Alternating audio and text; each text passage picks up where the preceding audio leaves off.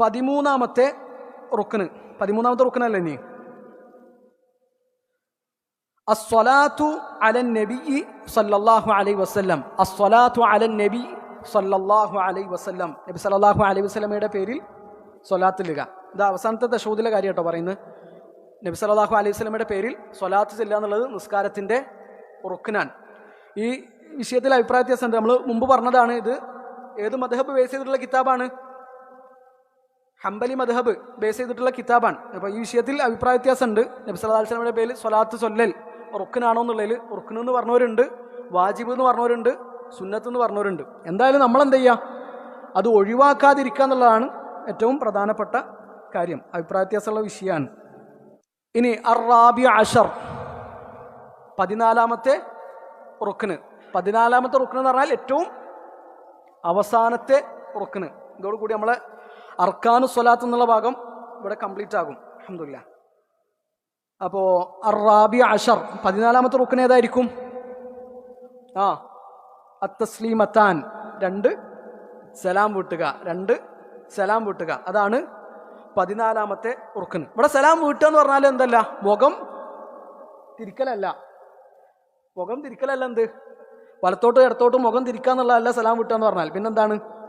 അസ്സലാമു അലൈക്കും വറഹ്മത്തുള്ളാ എന്ന് പറയലാണ്. അസ്സലാമു അലൈക്കും വറഹ്മത്തുള്ളാ. വലത്തോട്ടും ഇടത്തോട്ടും മുഖം തിരിക്കുക എന്നുള്ളത് എന്താണ്? സുന്നത്താണ്.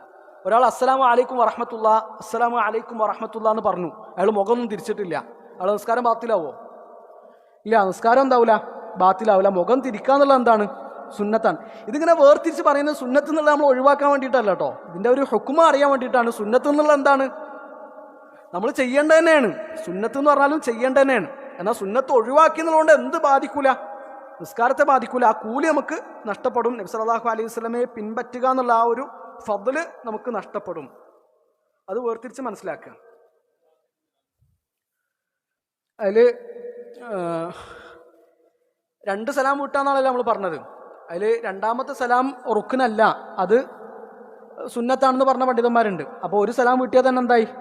നിസ്കാരം പൂർത്തിയായി. മിഫ്താഹു സ്വലാത്തി അത്തൊഹൂറു വതഹരീമുഹ അത്തക്ബീറു വതഹ്ലീലുഹ അത്തസ്ലീമു.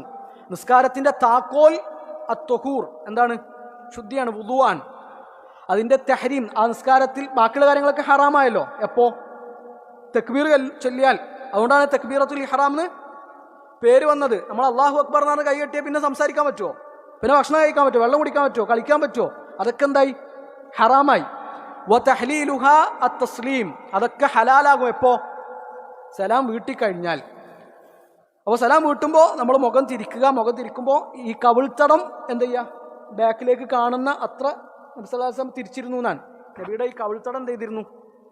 ബാക്കിലിരിക്കുന്ന ആൾക്കാർക്ക് കാണാൻ പറ്റിയിരുന്നു എന്നാണ്. അപ്പോൾ അത്ര എന്ത് ചെയ്യുക? നമ്മൾ മുഖം തിരിക്കുക എന്നുള്ളതാണ് സലാം വീട്ടുന്നതിൻ്റെ രൂപം. അപ്പോൾ ഈ സലാം വീട്ടുമ്പോൾ ഭൂരിഭാഗം പണ്ഡിതന്മാരെന്താ പറഞ്ഞത്? 2ാമത്തെ സലാം എന്നുള്ളത് സുന്നത്താന്നുള്ള അഭിപ്രായക്കാരാണ്. എന്നാൽ ഹംബലി മദ്ഹബിൽ 2ാമത്തെ സലാം വീട്ടുക എന്നുള്ളത് റുക്നാണ്, നിർബന്ധമായിട്ടും ചെയ്യേണ്ട കാര്യമാണ്. ഏതായാലും നബി സല്ലല്ലാഹു അലൈഹി വസല്ലം പറഞ്ഞത് സൊല്ലു കമാ റഅയ്തുമൂനി ഉസല്ലീനാൻ. അപ്പോൾ 2 സലാം വീട്ടുക എന്നതാണ് നബിൻ്റെ രീതി. അപ്പോൾ അത് നമ്മൾ ഫോളോ ചെയ്യുക. അപ്പോൾ ഇതോടുകൂടി എന്തായി? അർക്കാനു സ്വലാത്ത് എന്ന ഭാഗം ഇവിടെ പൂർത്തിയാവുകയാണ്. ഷുറൂത്തു സ്വലാത്ത് നമ്മൾ കംപ്ലീറ്റ് ചെയ്തു അൽഹംദുലില്ലാ. അർക്കാനു സ്വലാത്ത് എന്ന ഭാഗവും ഇവിടെ അൽഹംദുലില്ലാ പൂർത്തിയാവാൻ. ഇത് നമ്മൾ വളരെ വിശദമായൊരു പഠനമൊന്നല്ല നടത്തിയിട്ടുള്ളത്. നിങ്ങളെന്ത് ചെയ്യുക? കൂടുതൽ പഠിക്കുക, കൂടുതൽ ആഴങ്ങളിലേക്ക് ഇറങ്ങുക, കൂടുതൽ അറിയാനും പഠിക്കാനും നമ്മൾ നിരന്തരമായിട്ട് ശ്രമിക്കുക.